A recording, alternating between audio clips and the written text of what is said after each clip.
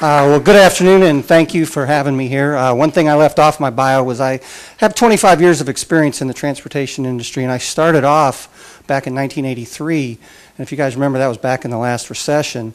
And I was fortunate to start in transportation. The only unfortunate part, I was on the back of a garbage truck picking up garbage. So, okay, a lot of talk about drought. Like the UP, we span the western United States, and we've been very affected by rain this year. And actually, one of our folks talked about the Canadian government. They used water as a form of terrorism on us this year. They had a really big problem up in Canada, and they let the water out of the dam, and this little river up there called the Souris River flooded our main line in North Dakota and took us out of service for about a week, and that's a big deal for us. This is in Kansas. We were out of service here for 75 days, and if you look at that, see our main line going through there?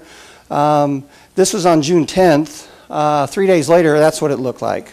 And it was out of service for 75 days. These floods cost us about $350 million this year to fix. I did hear reference to this. This is what most people think of when they think of trains blocking the railroad crossing. But, you know, when we talk about infrastructure, we're a very capital-intensive business, and you'll see a lot of similarities between my presentation and Joe's. 18% of every revenue dollar goes into the business. Our customers are very heavily invested in infrastructure, not only supplying it, but also investing in it. In Brazoria County, we find you guys very friendly to do business with. Larry Bueller has been very helpful in getting us some being responsive to our customers. We really appreciate the work he's done for us.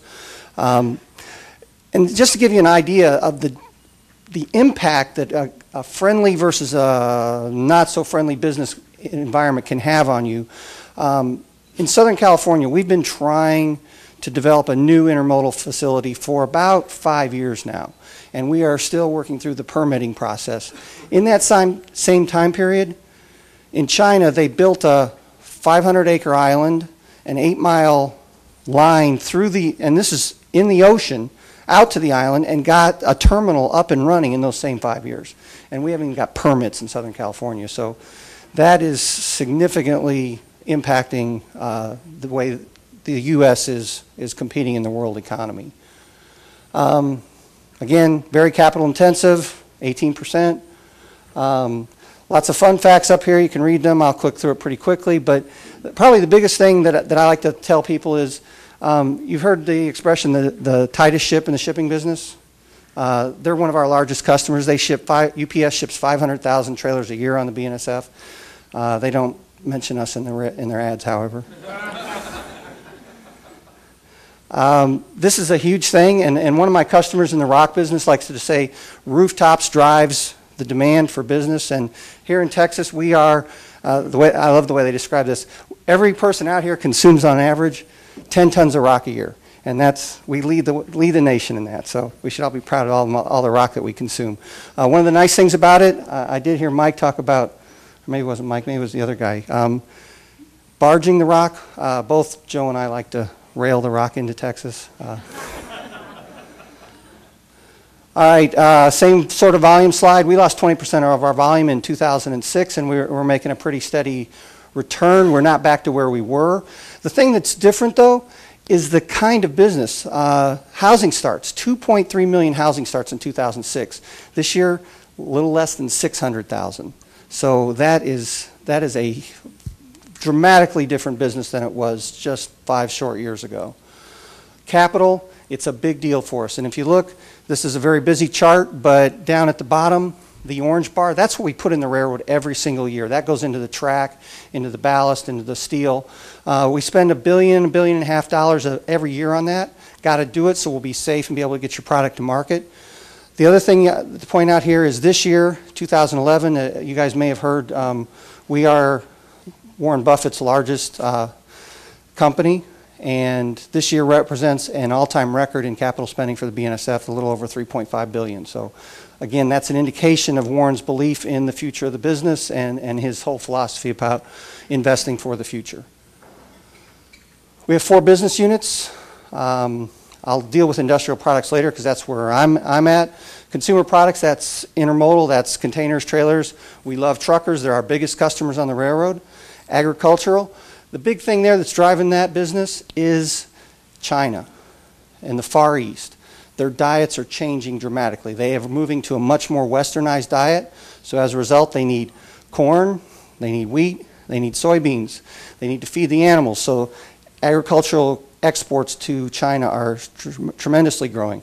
And in coal, we like hot summers, probably not as hot as this one. This is our 70th day in Fort Worth over 100 degrees this year. And we like cold winters also. All right, industrial products. Again, there's a lot of pictures up there. A lot of these commodities we haul out of Brazoria County. As Joe mentioned earlier, you know, there's the plastics folks. We love Dow, we love BASF. They're both my customers, actually. There's a gold rush going on that I haven't heard anybody talk about. I'm going to get to this pretty quickly.